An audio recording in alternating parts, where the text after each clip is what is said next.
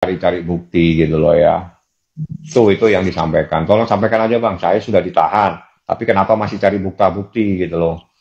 Yang kedua, semua aktivitas dari proses penyidikan itu diketahui oleh pihak lain. Ini kan aneh gitu loh.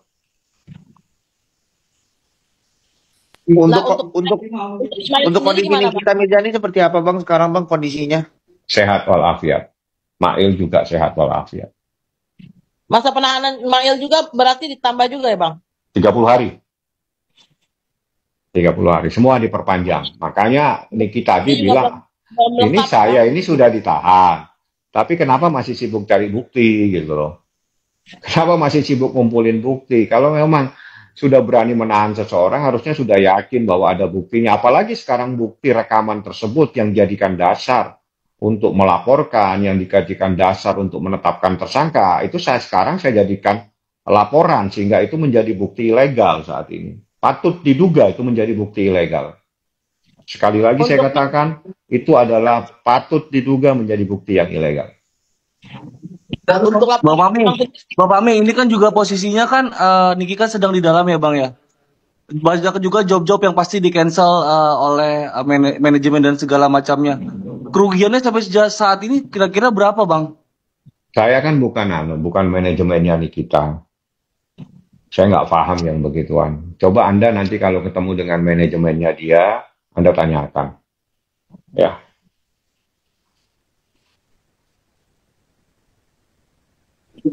Bang, selama ngobrol sama Niki sejauh ini sempat ada tangisan-tangisan kangen anak-anak nggak sih Bang? maksudnya gimana?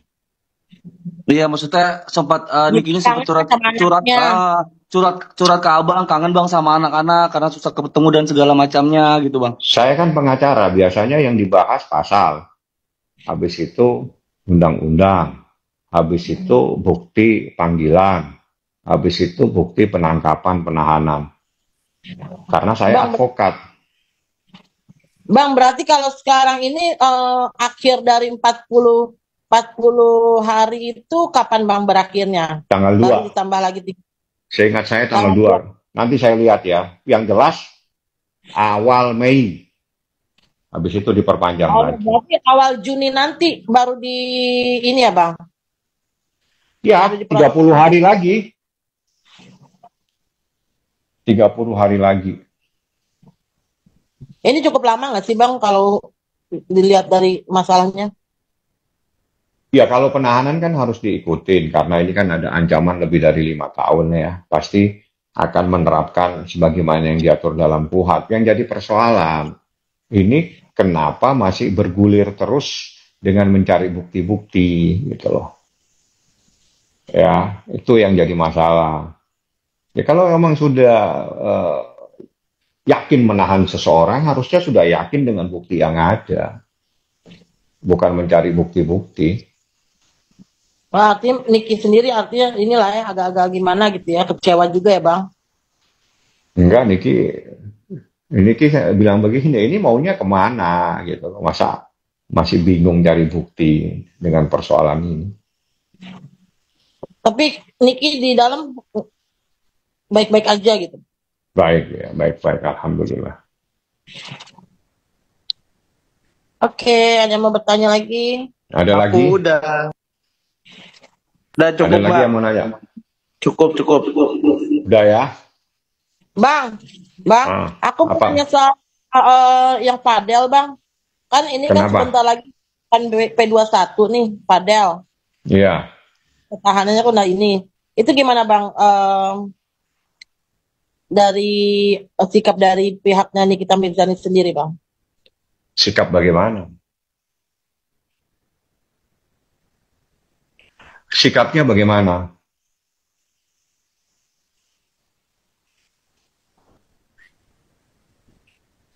Apa yang akan dilakukan oleh pihak Niki gitu Bang. Nggak ada, kita nggak mau ngelakuin apa-apa kan, ya udah, kalau memang proses ya berproses aja.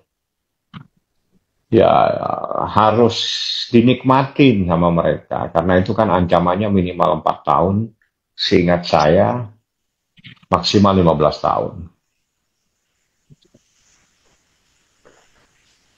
Oke. Oke ya semua ya. Ada lagi?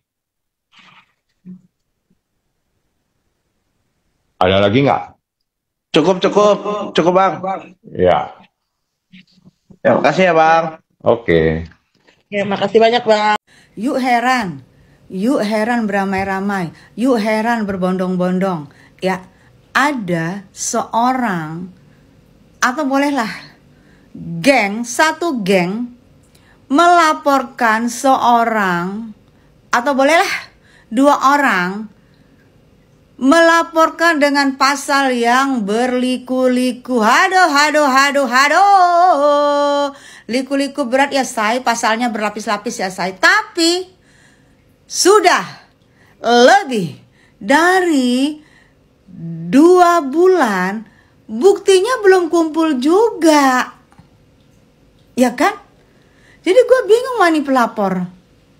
Lu tujuannya melaporkan atau tujuannya lu dendam? Sehingga lu yang gak penting deh, bukti gak ada, yang penting gue lapor aja dulu gitu. Disuruh lah gue sama Dalang, penting gue lapor aja dulu dong. Mau ada bukti mau enggak gitu loh. Lu kacau bos. Kalau gak ada bukti lu nanti sampai sudah diperpanjang, masih bukti lu juga masih belum terima, belum komplit. Lu kacau bos ya. Geng lu kacau bos. Gitu aja sih gue bilang, lu nekat lu bos ya. Menahan ibu yang lu belum tahu kesalahannya. Karena kenapa gue bilang belum tahu? Sampai sekarang belum komplit juga itu buktinya bos ya. Kacau sih lu. Nikita diperpanjang lagi 30 hari. Kabarnya Nikita sendiri merasa aneh ya, karena katanya polisi masih mencari-cari bukti tambahan. Tapi kenapa dia sudah ditahan sejak awal jika polisi masih kurang yakin dengan bukti yang sudah ada? Nah sebenarnya guys, dalam praktik di lapangan, hal-hal seperti ini bukan hal yang baru ya. Jadi perpanjangan penahanan sebelum berkas perkara dinyatakan lengkap atau P21 itu sering terjadi kok. Bahkan ada yang lebih lama dari Nikita Mirzani. Tapi memang ya, secara logika hukum, kalau bukti sudah kuat dan siap dibawa ke persidangan, mestinya sih nggak ada alasan untuk menunda-nunda ya. Apalagi ini kan kasusnya lumayan disoroti oleh publik. Dan seperti yang selalu saya katakan guys, bahwa penafsiran antara kepolisian dan kejaksaan itu bisa saja berbeda. Jadi polisi mungkin merasa cukup dengan alat bukti yang ada, tapi jaksalah yang nanti harus bertarung di pengadilan. Biasanya jaksa memiliki analisa yang lebih kompleks, karena jaksa bukan cuma sekedar menilai bukti, tapi juga apakah bisa dibuktikan secara hukum hingga bisa dipidana. Apalagi kalau rekaman suara yang jadi alat bukti utama itu ternyata ya dipermasalahkan legalitasnya. Nah, di situ juga mungkin jaksa pasti lebih berhati-hati, guys. Nah, menurut kalian perpanjangan ini murni proseduralkah atau karena ada yang belum beres di alat bukti atau mungkin hal-hal yang lainnya? Tulislah pendapat kalian di kolom komentar. Kabar ter-up-to-date datang dari Nikita Mirzani yang dilaporkan oleh pengacaranya kepada awak media kemarin tentang masa penahanan yang ditambah selama 30 hari ke depan. Untuk kalian para penggemar Nikita Mirzani yang kemarin bilang masa tahanannya tidak mungkin ditambah, kalau tidak P21 di tanggal 2 Mei maka Nikita Mirzani akan bebas penahanan. Ternyata salah karena bisa sampai 150 hari. Tapi gue yakin setelah 150 hari nanti akan P21. Jadi buat kalian doain saja Nikita Mirzani. Gak usah nantang-nantangin yang kontra Nikita Mirzani. Kalau Nikita Mirzani akan lepas, maka akan banyak yang ketar-ketir, apalagi gue. No, gue tidak akan ketar-ketir, karena yang harusnya ketar-ketir adalah lawan hukumnya. Catat. Dan sudah bisa dipastikan gue tidak pargoy karena masa penahanannya ditambah. Ya. Nanti kita tunggu P21 karena gue yakin akan P21. Dan kita lihat siapa bandit-banditnya pada saat persidangan. Ya buat Nikita Mirzani yang sabar di sana dan ambil hikmahnya saja begitu. Wow, gue nggak tahu gue bisa tidur atau enggak. Gue nggak tahu gue bisa bermimpi indah apa enggak. Gue baru mendengar perpanjangan penahanan Niki ditambah sampai 30 hari ke depan.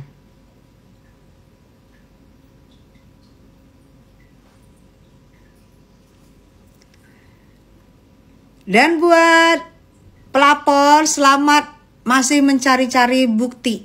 Semoga 30 hari ke depan bukti yang dicari-cari bisa segera dapet. Biasanya kalau orang mencari-cari berarti belum dapet. Ya, sekian.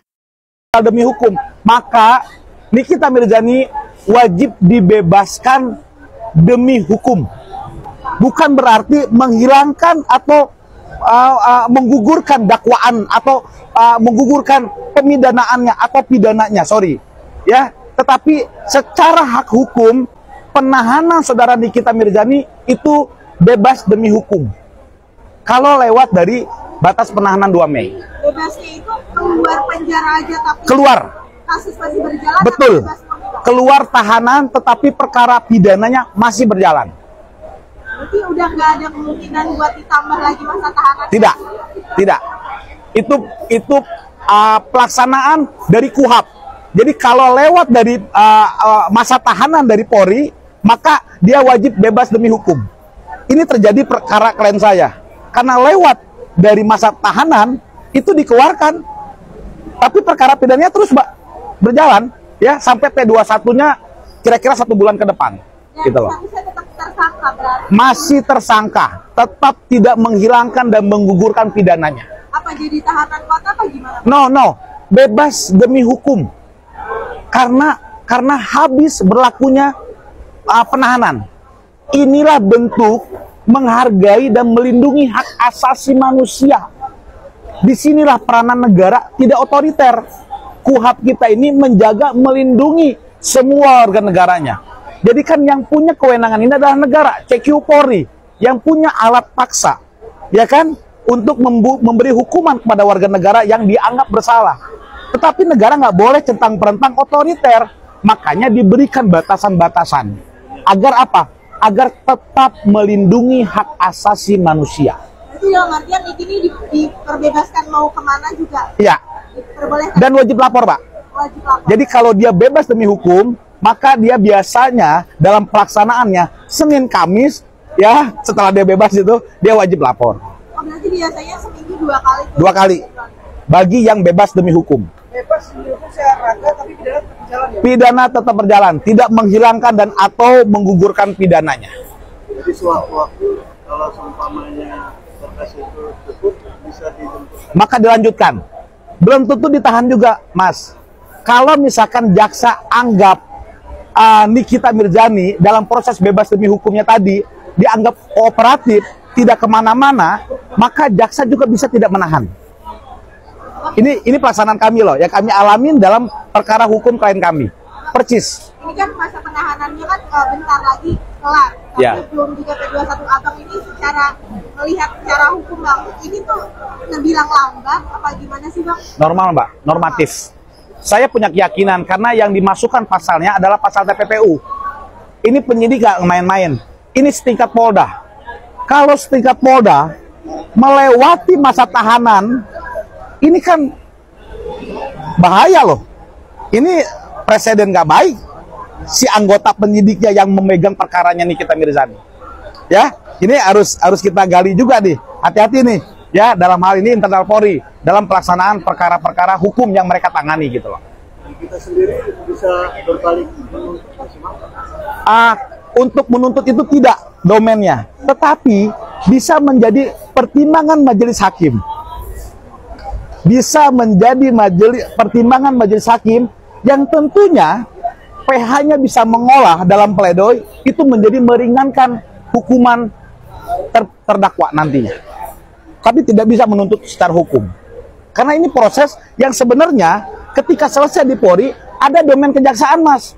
Jaksa juga diberikan kewenangan untuk memberikan tahanan, memberikan kewenangan untuk menahan seseorang atas pidana yang dilakukan oleh si tersangka tadi. Gitu. Tapi kan dengan belum nyampe 21, berarti belum cukup bukti. Bisa jadi. Belum cukup selesai. Bisa menuntut. Nggak bisa. Nggak bisa. Kalau untuk terdakwa dalam konteks penahanan doang, ya, karena belum selesai tahap 2-nya untuk P21, karena ada yang kekurangan, dianggap oleh jaksa kurang, maka ini nggak bisa dituntut, Mas. Domainnya nggak ke sana. Karena belum putusan. Kalau sudah putus, baru. Misalkan, Nikmir bebas, baru tuntut. Baru tuntut, nunggu putusan dulu. Itu udah ada hukumnya. Itu sudah memang aturan pidananya. Pidana dan acara pidana. Proses pidana itu nggak bisa berhenti. Kecuali kepentingan umum. Ini Mas, bedanya. ada alasan mendesak dan kepentingan umum. Dan itu biasanya menyangkut keamanan negara. Itu bedanya. Kalau selama itu adalah privat warga negara dengan warga negara, no, akan lanjut terus. Nah, kalau seumpamanya nanti ketika putusan sudah putusan, ya, terus Niki bisa menuntut ke siapa aja? Kalau bersalah kepada pelapor, kepada negara. Ada dua. Iya. Kenapa? Tandanya apa? Hak-hak hukumnya selama Nikmir menjalani proses pidana itu kan diambil hak asasinya, Mas. Maka dalam peraturan Menteri Kehakiman itu ada istilahnya ganti rugi kepada pihak warga negara yang merasa dirugikan. Hak-hak hukumnya diambil. Itu dilakukan oleh negara. Bahkan itu sudah dilakukan oleh negara dengan warga negara yang dianggap awalnya bersalah, ternyata tidak bersalah. Ya akhirnya mengajukan tuntutan materi, dan itu sudah ada peraturan Menteri Kehakiman, Hukum dan HAM-nya waktu itu, ya. Dan itu diberikan oleh menteri sebagai ganti rugi kurang lebih ratusan juta. Tergantung nanti nilai-nilai domain tertentu, ya, terkait kerugian yang dilakukan oleh negara kepada warga negara. Tuntutan ke si pelapor sendiri. Iya, ke pelapor bisa gugat perdata. Bisa gugat perdata, bisa dia pidana balik. Apa? Tuduhan palsu dong, Mas. Tuduhan palsu dong selama ini. Apalagi, Mas, kalau dia bebas onslah, ya, dia bisa gugat perbuatan melawan hukum dengan ganti kerugian yang luar biasa. Kalau ini bebas, ya, ini bicara nominalnya, silakan sampaikan material dan imaterial. Berapa harga imaterial selama dia 6 bulan, Mas? Berapa dong, Mas? Hak asasi manusia kita diambil selama 6 bulan. Tidak bisa bebas seperti kita sekarang ini, seperti itu. Bang, Abang sebagai praktisi hukum juga melihat kasus Nikita Mirzani ini, apakah ada kemungkinan Nikita Mirzani terbebas dari lepas? Semua dalam perkara hukum possible. Semua dalam perkara hukum memungkinkan.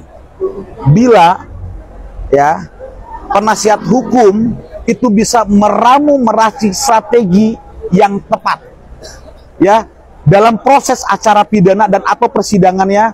Contoh, dia mengajukan pledoi yang bisa membantah semua dakwaan. Ini terjadi, Mas. Ini terjadi. Yang bicaranya fair, ya. Kita bertarung hukum, kita melawan negara dengan bukti-bukti yang cukup. Ini kita itu pernah terjadi perkara di Serang, kan? Dan dia bebas, Mas. Dia bebas loh. Tandanya apa?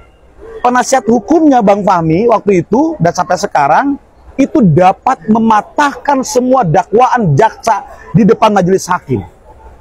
Dalam pledoi, dalam pembuktian saksinya, itu dapat mematahkan semua dakwaan. Tandanya apa? Majelis hakim akhirnya mempertimbangkan bebas.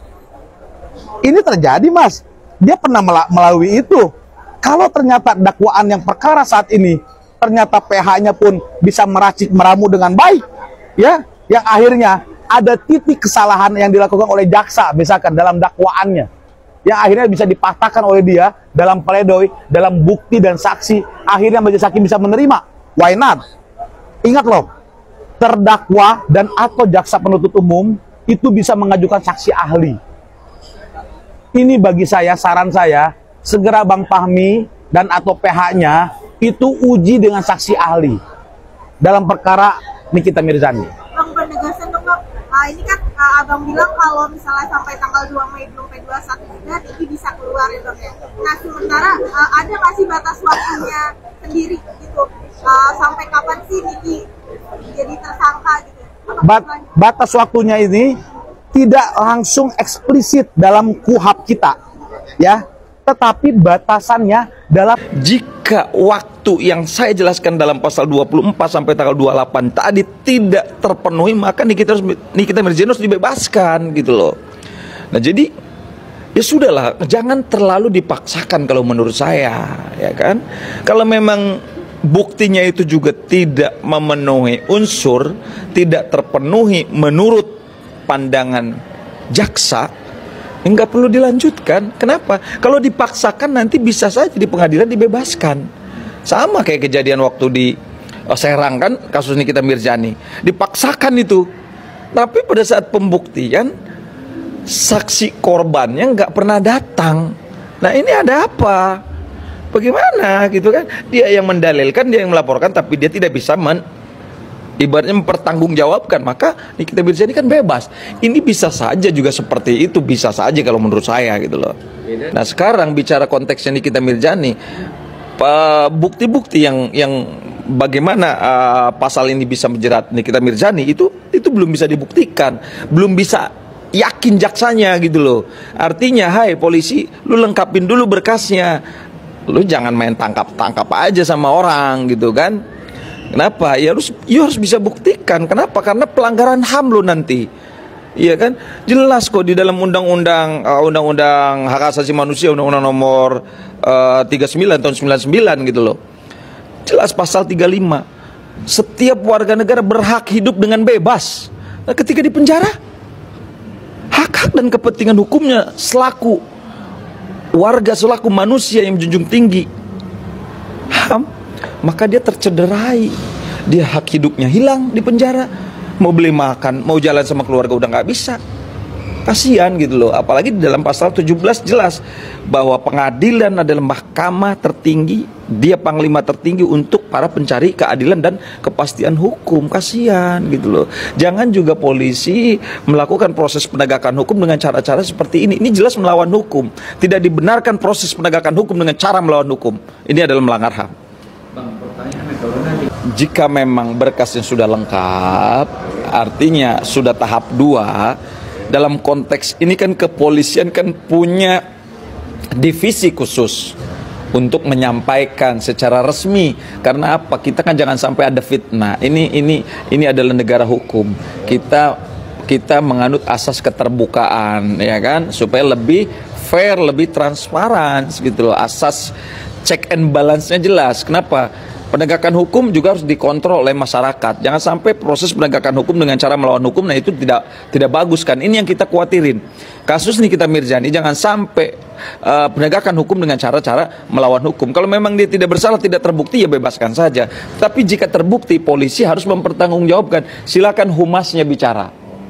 Kenapa berkas ini sudah lengkap, alasannya begini, A, B, C, D, E. Jelas. Jadi masyarakat tahu. Tidak bertanya-tanya gitu. Kenapa? Poinnya kan negara hukum itu adalah untuk kepentingan masyarakat sendiri. Masyarakat biar aman, damai, tentram, sejahtera. Sesuai dengan konstitusi alinea keempat Undang-Undang Dasar 1945.